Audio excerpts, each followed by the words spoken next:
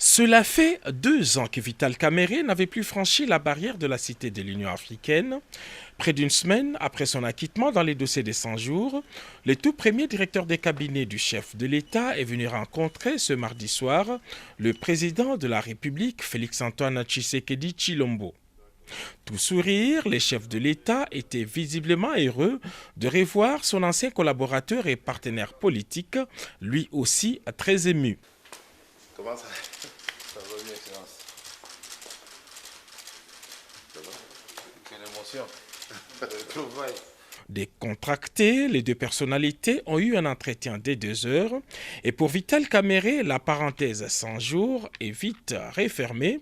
Il est temps de renforcer les partenariats politiques et se mettre au service du peuple. L'émotion des retrouvailles, et puis je dis que Dieu est grand. Tant que tu crois, tu as la foi en Dieu, tout est possible.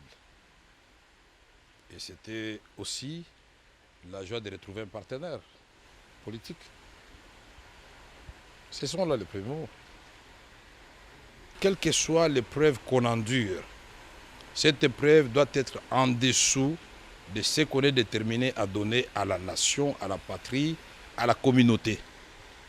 C'est en cela que nous allons gagner. Si chacun de nous, et il y a rares qui n'ont pas connu d'épreuves dans leur vie, ils doivent minimiser ces épreuves-là et dire ce que j'ai à donner à la patrie est bien au-dessus des preuves endurées. Pour moi, j'ai appris beaucoup de choses en prison. La patience, la résilience. J'ai appris comment renforcer la foi en Dieu. Donc, ce qui se passe à l'Est nous laisse tous sans voix.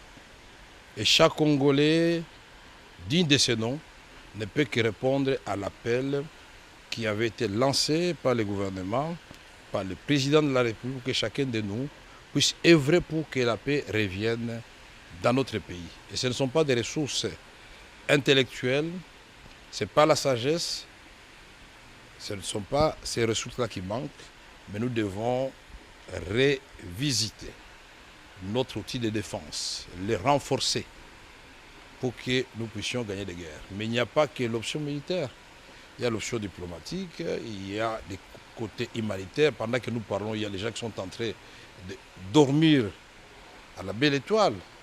Il ne faut pas que la question de M23 nous fasse oublier que quand nous avons pris le pouvoir, avec le président Tshisekedi en tête, le problème que nous devrions résoudre, c'était le problème de Beni avec les ADF Nalou, les Codeco en Ituri.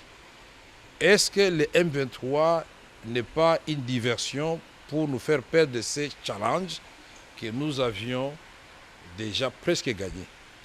Et c'est dit, pour nous, nous devons mettre cela dans un cadre d'un plan bien étudié, à implanter dans le temps et dans l'espace. Il faut qu'il y ait des délais. Je me vois comme un citoyen congolais déterminé à aider son pays. Cette sortie médiatique marque la rentrée politique du patron de l'UNC.